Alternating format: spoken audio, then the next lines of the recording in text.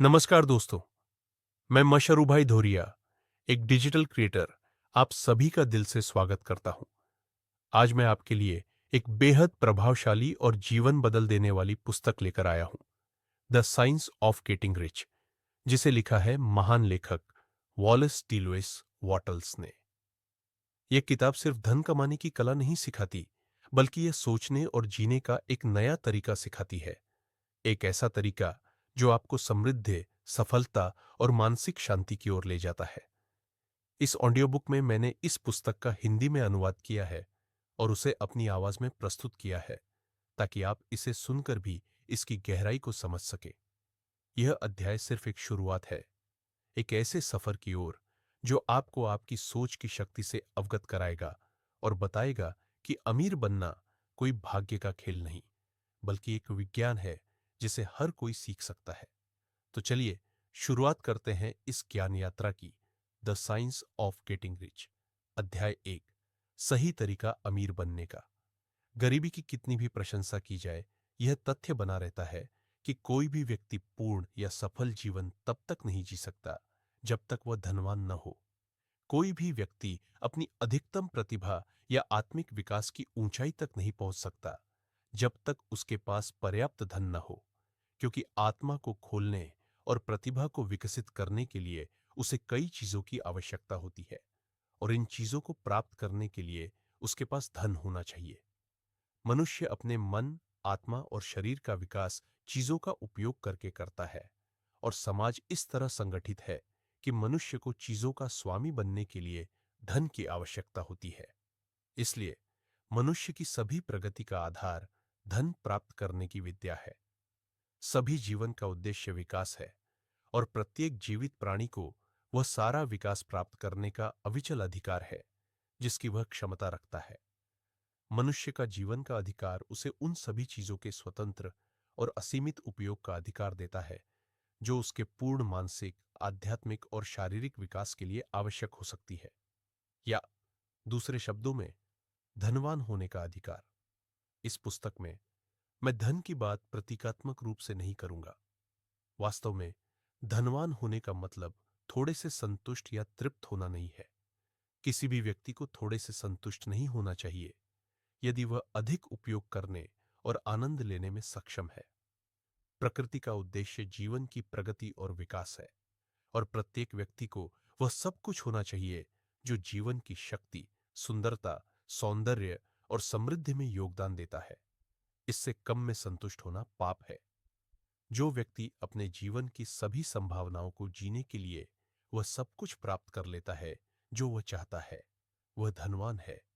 और जिसके पास पर्याप्त धन नहीं है, वह सब कुछ नहीं प्राप्त कर सकता जो वह चाहता है। जीवन इतना आगे बढ़ चुका है और इतना जटिल हो गया है कि सामान्य पुरुष या महिला को भी पूर्णता के करीब जीवन जीने के लिए बड़ी मात्रा में धन की आवश्यकता होती है। प्रत्येक व्यक्ति स्वाभाविक रूप से वह सब बनना चाहता है जो वह बनने की क्षमता रखता है। अपनी जन्मजात संभावनाओं को साकार करने की यह इच्छा मानव स्वभाव में निहित है। हम यह चाहने से रोक नहीं सकते कि हम वह सब बने जो हम बन सकते हैं। जीवन में सफलता का मतलब वह बनना है जो आप बनना चाहते हैं। आप वह तभी बन सकते हैं जब आप चीजों का उपयोग करते हैं, और आप चीजों का स्वतंत्र उपयोग तभी कर सकते हैं जब आप उन्हें खरीदने के लिए पर्याप्त धनवान हो। इसलिए धन प्राप्त करने की विद्या को समझना सबसे आवश्यक ज्ञान है। धनवान होने की इच्छा में कुछ भी गलत नहीं है। धन की इच्छा वास्तव में एक समृद्ध, पूर्ण और अधिक प्रचुर जीवन की इच्छा है, और यह इच्छा प्रशंसनीय है। जो व्यक्ति अधिक प्रचुर जीवन जीने की इच्छा नहीं करता, वह असामान्य है।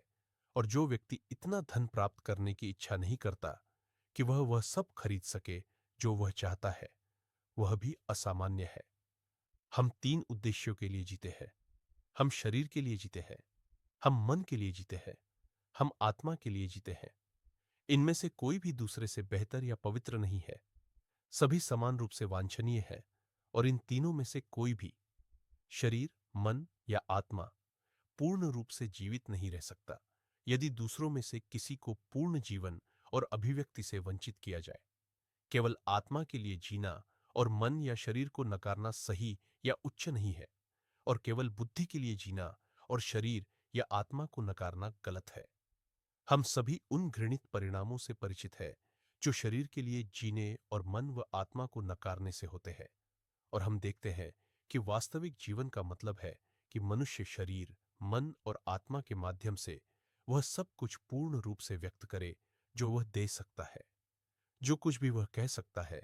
कोई भी व्यक्ति वास्तव में खुश या संतुष्ट नहीं हो सकता जब तक कि उसका शरीर हर कार्य में पूरी तरह से जीवित न हो, और यही बात उसके मन और आत्मा के लिए भी सत्य हो। जहां भी अप्रकट संभावना हो या कोई कार्य न किया गया हो, वहां अतृप्त इच्छा होती है। इच्छा संभावना है जो अभिव्यक्ति की तलाश में है, या कार्य जो प्रदर्शन की तलाश में है। मनुष्य शरीर में पूर्ण रूप से तब तक नहीं जी सकता जब तक उसके पास अच्छा भोजन, आरामदायक वस्त्र और गर्म आश्रय न हो, और अत्यधिक परिश्रम से मुक्ति न हो। विश्राम और मनोरंजन भी उसके शारीरिक जीवन के लिए आवश्यक है। वह मन में पूर्ण रूप से तब तक नहीं जी सकता जब तक उसके पास किताबें और उन्हें पढ़ने का समय, यात्रा और अवलोकन का अवसर या बौद्धिक साथी न हो।